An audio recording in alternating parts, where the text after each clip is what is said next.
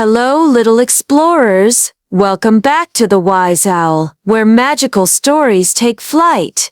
Today, I have a special tale just for you. So grab a cozy blanket and let your imagination soar. And don't forget to tap that like button if you love stories, because the more likes we get, the more magical tales we can share. Charliebucket was a poor boy who lived in a tiny wooden house on the edge of town. He stayed there with his loving parents and his 4 old grandparents, 2 on each end of the bed, because there wasn't enough space or money for more. They were very poor.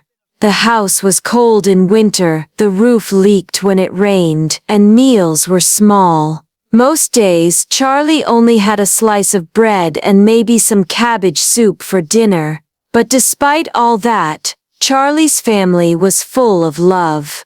They laughed together, shared stories, and hugged often. And every year on his birthday, Charlie received one Wonka chocolate bar, a special treat he looked forward to all year long. One chilly afternoon, as Charlie walked home from school through the snow-covered streets, he saw something shiny on the ground. It was a silver coin. His heart jumped. He ran to the nearest candy shop and bought a Wonka bar. His fingers trembled as he opened the wrapper.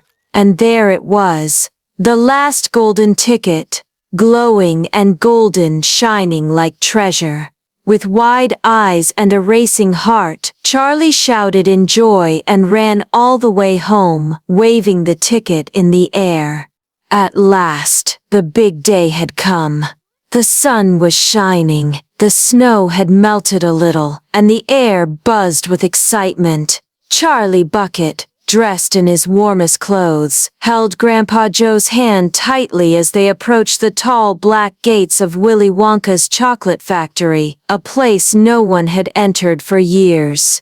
Outside the factory, a crowd had gathered. Reporters with cameras, cheering children, and curious onlookers all waited to see who the lucky golden ticket winners were. Charlie looked around and saw the other winners. There was Augustus Gloop, a round boy who couldn't stop eating snacks. Veruca Salt, wearing a fur coat, was bossing her father around.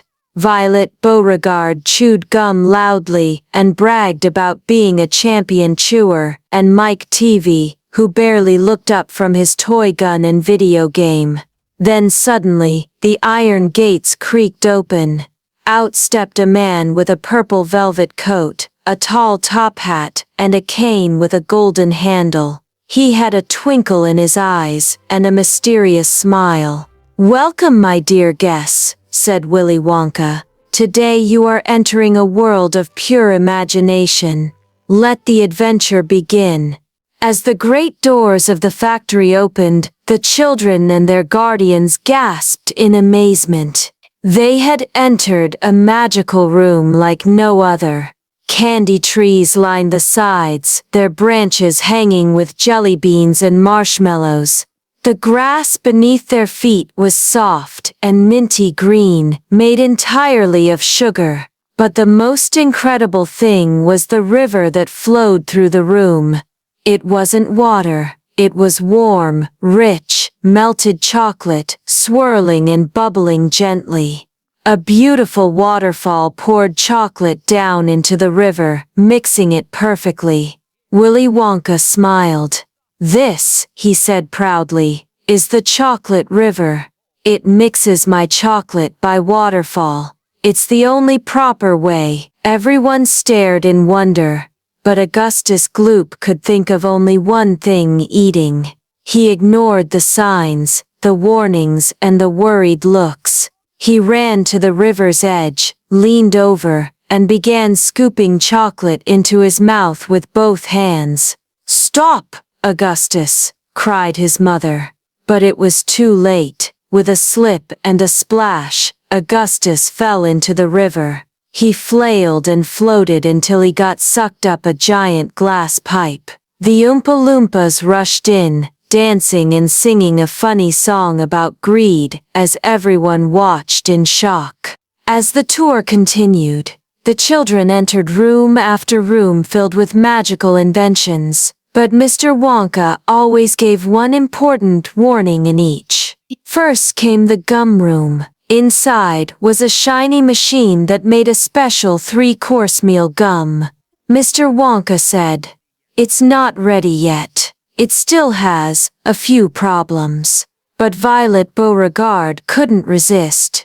She popped the gum into her mouth and started chewing. "Tomato soup, roast beef, and blueberry pie," she said. Then, her nose turned blue, then her hands, until her whole body became round like a giant blueberry.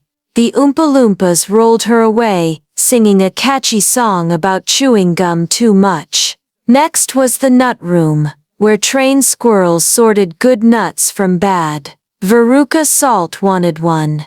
"I want a squirrel, Daddy. Get me one now." She climbed over the fence, but the squirrels didn't like that. They pounced, judged her a bad nut, and pushed her down a garbage chute. The oompaloompas danced again, singing about spoiled children. Finally came the TV room. Mike Teavee wanted to be on television, literally. He jumped into a teleporting machine, and zap, shrank to the size of a toy. Another silly song followed, while the others looked on, stunned. At last, the tour had come to an end. All the other children had left the factory, blue, shrunken, or covered in garbage, but Charlie had stayed polite, honest, and humble through it all.